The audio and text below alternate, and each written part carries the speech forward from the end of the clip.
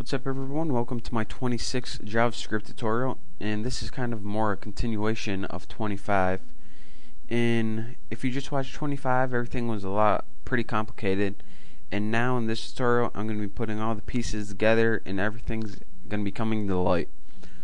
So in my last tutorial I got so excited I forgot to actually put in my script tags, so let's go ahead and do that right now so you don't forget. Go ahead, script type equals text slash JavaScript, and then make an ending script tag right above your head,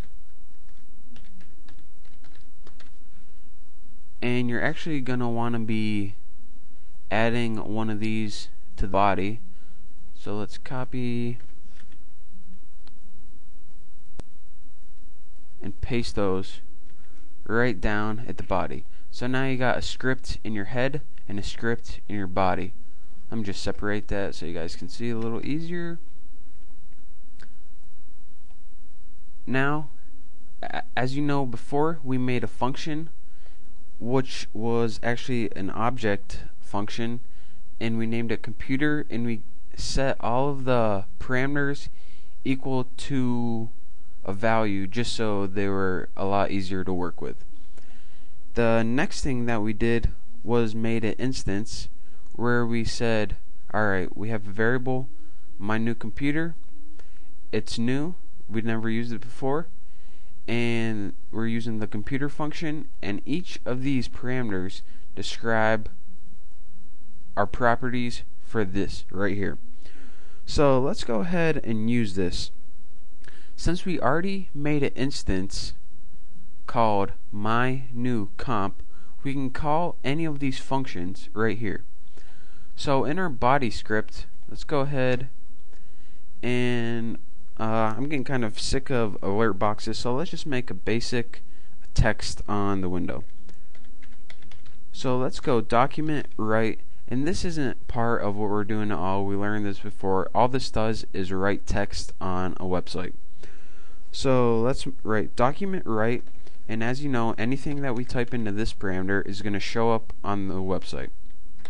So let's go ahead and I'll prove that to you by typing document write hello. So let's save that in Alonzo, and as you can see it says hello. But we want to call one of these properties to our functions. So to do that, let's go ahead and say if we want to reference our let's reference our CPU. That would be the most interesting. Say the brand of CPU I want is, now outside of your quotation marks add a plus sign, which means add to the text, and to reference an instance, the first thing that we're going to want to do is type in the variable name of our instance, and since it was my new comp, type in my new comp, add a period, and add whatever property you want. So if we want RAM, just go ahead and type RAM. Now if we save it and refresh, it says the kind, oops, I meant Intel. I didn't mean RAM, but the brand of CPU I want is 3 gigabytes. I meant to put Intel there, so let's go ahead and fix that. It's kind of embarrassing actually. Type in CPU. Save that. The brand of CPU I want is Intel. There, that's a lot better.